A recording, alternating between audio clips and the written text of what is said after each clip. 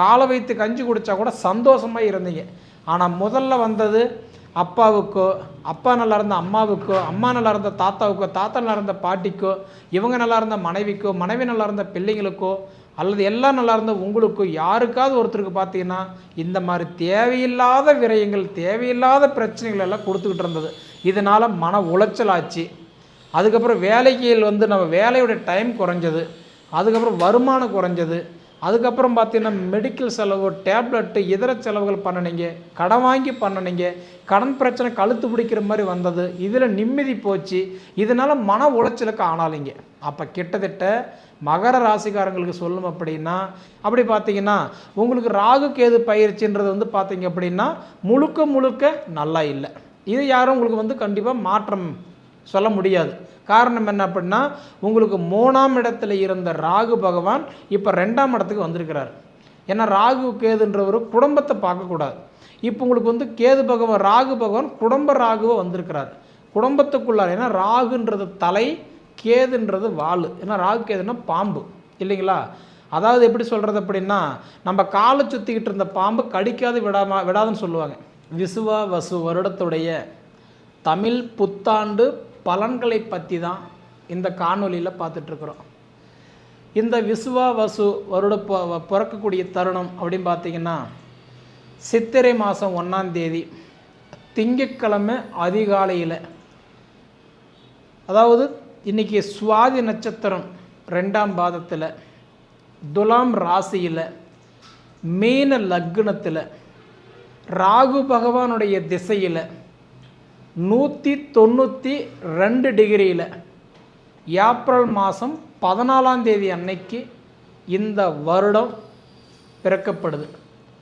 இப்படி பிறக்கக்கூடிய இந்த ஒரு காலகட்டத்தில் பார்த்தீங்க அப்படின்னா, அதாவது மகர ராசியில் பிறந்தவங்களுக்கு இந்த வருடம் சாதகமாக இருக்க போகுதா அல்லது பாதகமாக இருக்க போகுதா, அதை பற்றி தான் இந்த காணொலியில் பார்த்துட்ருக்குறோம். பொதுவாக பார்த்தீங்கன்னா மகர ராசிக்காரங்களுடைய நிலைமை கிட்டத்தட்ட 1 வருஷம் இல்லை, 2 வருஷம் இல்லை, 3 வருஷம் இல்லை, 7.5 வருடமாக படாத பாடுபட்டுட்டீங்க. ஃபஸ்ட்டு 2.5 வருடத்துக்கு விரையச்சனி, சரி இந்த 2.5 வருஷம் போச்சு, அடுத்த 2.5 வருஷமாக அது நல்லா இருக்குமான்னு பார்த்தா ஜென்மச்சனி, அந்த 2.5 வருஷம் போச்சு, இதுக்கு மேல் நல்லா இருப்போமா அப்படின்னு பார்த்தா பாத சனி. அப்போ விரையச்சனி 2.5 வருஷம், ஜென்மச்சனி 2.5 வருஷம், பாதச்சனி 2.5 வருஷம். இது எல்லாம் முடிஞ்சு ஓரளவுக்கு பார்த்தா இப்போ தான் உஷோன்னு சொல்லிட்டு பரவாயில்லன்னு உக்காந்தோம். இன்னொரு பிரச்சனை, அதாவது ஒரு சிலர் பார்த்தா சனி பயிற்சி 2026 தானே நடக்குது, 25 இப்போ நடக்குதுன்னு சொல்கிறாங்களே அப்படின்ற ஒரு குழப்பம்.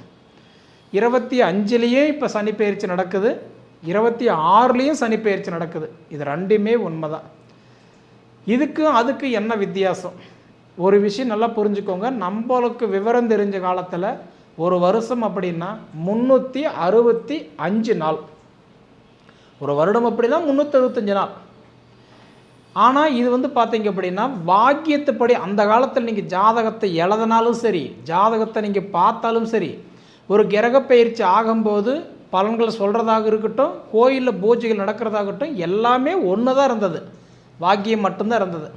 ஆனால் இதே காஞ்சி பெரியவாள் அப்படின்ற ஒரு மகான் என்ன சொல்லியிருக்கார் அப்படின்னா, வருஷத்துக்கு 365 நாள் கிடையாது. ஏன்னா பார்த்தீங்கன்னா 4 வருஷத்துக்கு ஒரு தடவை பார்த்தீங்கன்னா, இன்றைக்கி பிப்ரவரி மாதம் 29 தேதி வரும், லீப் வருஷம்னு சொல்லிட்டு வரும். அப்படி வரும்போது இது கோயிலுக்கு பூஜைகளுக்கு வேணால் இது பொருந்தும், ஜோதிட சாஸ்திரத்துக்கு இது பொருந்தாதுன்னு சொல்லி வருஷத்துக்கு 365 நாள், அந்த ஒரு நாள் நாளாக பிரித்து 4 நாள் ஆக்கிட்டாங்க, 365 நாள். இது திருத்தி கணிக்கப்பட்டது தான் திருக்கணிதம். சரிங்களா?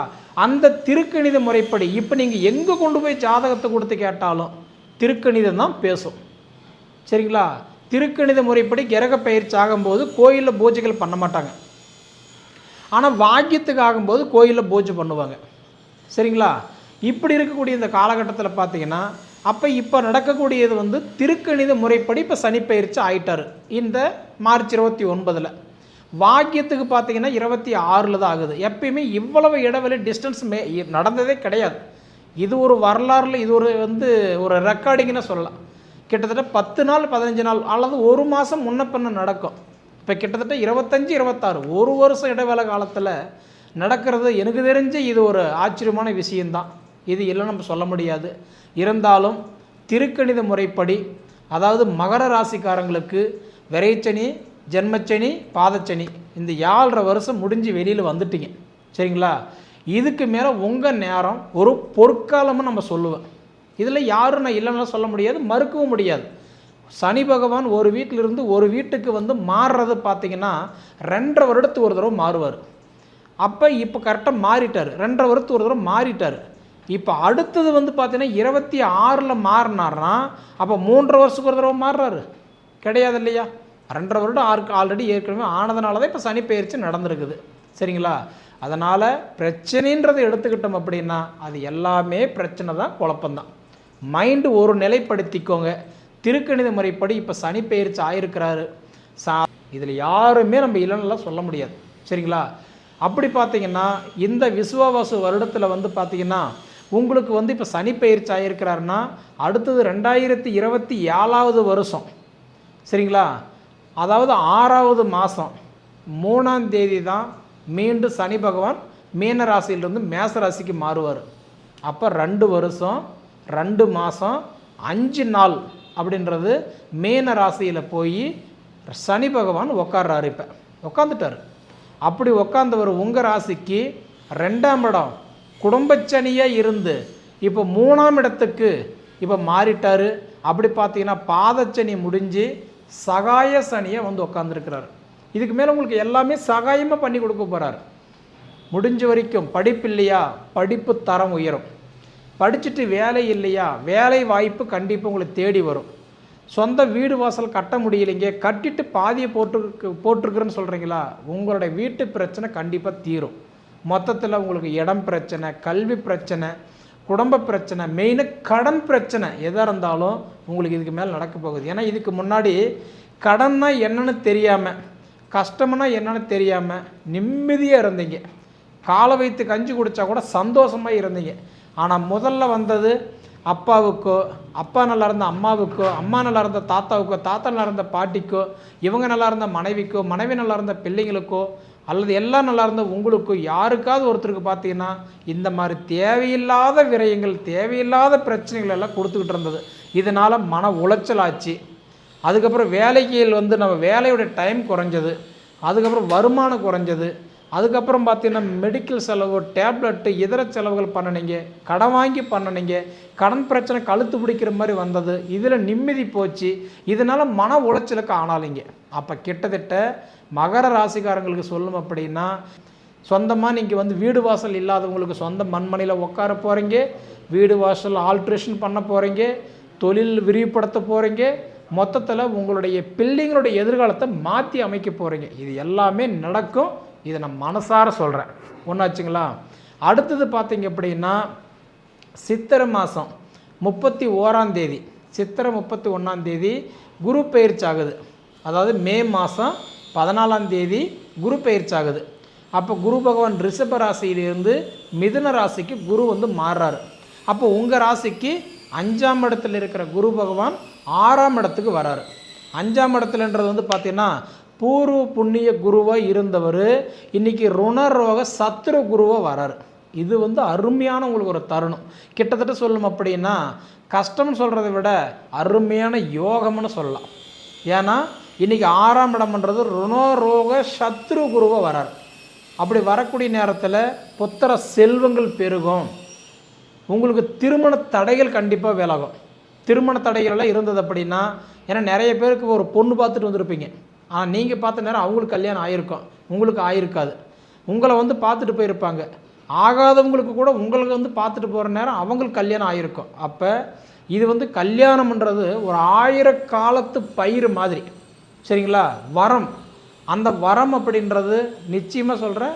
அதாவது மகர ராசியில் பிறந்தவங்களுக்கு இந்த சனி சனி சனி இதுலேயே உங்களுக்கு பாதி காலம் போயிடுச்சு. ஆனால் இதுக்கு மேலே புத்திர செல்வங்கள் பெருகிறதுக்கு வாய்ப்புண்டு.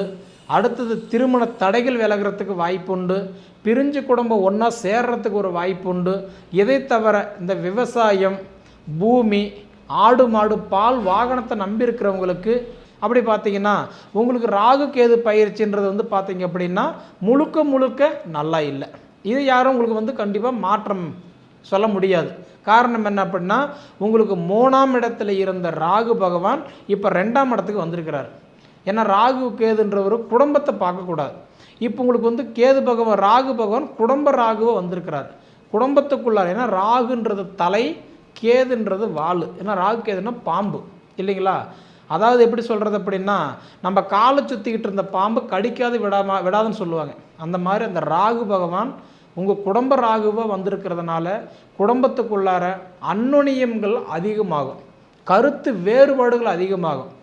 புரியுதுங்களா? முடிஞ்ச வரைக்கும் ராகு பகவானுடைய காலகட்டம் பயிற்சி காலம் பார்த்திங்கன்னா மே மாதம் 18ஆம் தேதி, அதாவது வைகாசி 4ஆம் தேதி. அப்போ உங்களுக்கு எந்த டேட்டு வரைக்கும் சரியில்லை. 2026ஆவது வருஷம் டிசம்பர் மாதம் 7ஆம் தேதி வரைக்குமே இந்த ராகு கேது பயிற்சி உங்களுக்கு நல்லா இல்லை. அப்போ நீங்கள் போயிட்டு வர வேண்டிய ஆலயம் பார்த்தீங்கன்னா அஷ்டம கேதுல நஷ்டங்களை பண்ணிட்டு போயிடுவான்றது ஐதீகம்.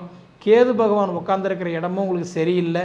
ஏன்னா கேது பகவான் வந்து 9ஆம் இடத்துல இருந்து இப்போ 8ஆம் இடத்துக்கு வந்திருக்கிறாரு. அதனால் பார்த்தீங்க அப்படின்னா என்ன குடும்பத்தில் இருக்கிற மெயின் கணவன் மனைவிக்குள்ளார கொஞ்சம் சங்கடங்கள் அதிகமாகும். பழமொழி சொல்லுவாங்க, பறக்க பறக்க பாடுபட்டா படுக்கிற பாயில் சந்தோஷம் இல்லைங்க, அன்னோனியம் இல்லைங்க, எங்களுக்குள்ளார அண்டர்ஸ்டாண்டிங் இல்லைங்க, நாங்கள் நல்லா தான் லவ் பண்ணிகிட்டு இருந்தோம், நல்லா தான் விரும்பிக்கிட்டு இருந்தோம், நாங்கள் கல்யாணத்து வரைக்கும் ட்ராவல் பண்ணி வந்துட்டோம், ஆனால் என்னாச்சுன்னு தெரியல, எங்கள் கல்யாணம் நின்று போச்சு, எங்களோட நட்பு விரிசலாகி போச்சு, பேசுகிறது இல்லை, தேவையில்லாத பிரச்சனை. ஏன்னா காரணம் இப்போ வந்து பார்த்தீங்கன்னா அஷ்டம கேதுல மானபங்கத்தை பண்ணிட்டு போயிடுவார். பங்கம், பழி, சொல்லு, அவமானம்.